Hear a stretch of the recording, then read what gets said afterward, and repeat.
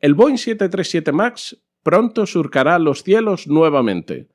El fabricante estadounidense comienza de esta manera a ver la luz al final de un tormentoso túnel que le ha llevado por año y medio de problemas, dimisiones y ridículos espantosos.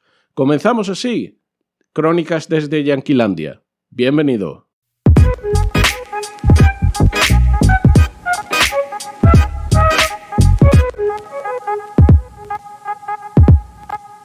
La recertificación del Boeing 737 MAX parece estar a la vuelta de la esquina. Tanto el administrador del proceso de la Agencia Federal de Aviación, Steve Dickson, como su homólogo europeo de la Agencia Europea para la Seguridad del Transporte Aéreo, Patrick Ky, se han mostrado muy satisfechos con los progresos realizados por el avión en sus últimos vuelos de prueba que se han llevado a cabo en Seattle durante estos últimos meses. Sin embargo, eso no supone una vuelta a los cielos de forma inmediata del avión, pero es un espaldarazo mayúsculo para que el Boeing 737 MAX vuelva a recibir su certificado de aeronavegabilidad. El inicio del fin de esta trama tuvo lugar el día 3 de agosto de este año, cuando la FAA emitió lo que por sus siglas en inglés se considera el NPRM, que es el aviso de elaboración de reglas propuestas, que es uno de los 3 tipos de directiva que la FAA emite en estos casos.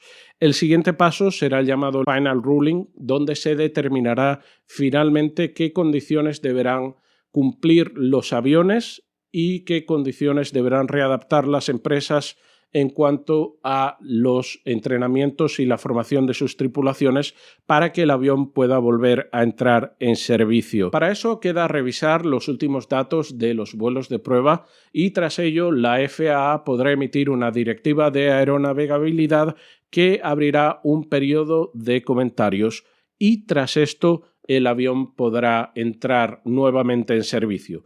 Una vez que esté en servicio, lo siguiente que va a pasar es que las compañías deberán reacondicionar sus flotas y readaptar a sus tripulaciones, ya sea con nueva formación o entrenamiento en simuladores o las condiciones que sean necesarias. Tras esto se abrirá otro periodo de comentarios y una vez que finalicen ya se podrá volar. La Agencia Europea para la Seguridad del Transporte Aéreo y su homóloga canadiense ya han dicho que no tardarán mucho más en dejar volar el avión. La razón es que las 3 administraciones se pusieron de acuerdo en unos mínimos comunes que se cumplirían cuando la FAA recertifique al aparato. Sin embargo, hay cuestiones secundarias que cada administración deberá abordar con Boeing, pero ya tendrá un periodo más largo para hacerlo.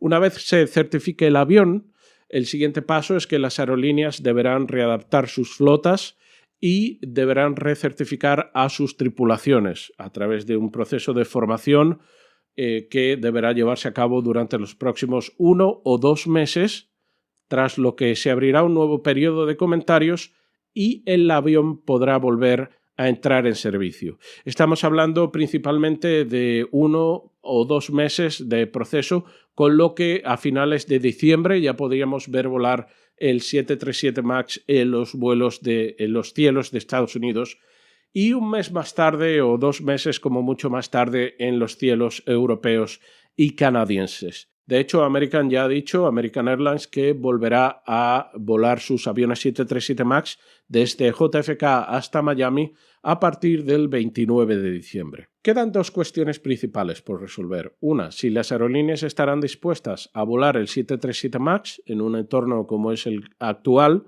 La respuesta teórica es que sí, porque es un avión más eficiente. Y la segunda es si China lo admitirá en sus cielos.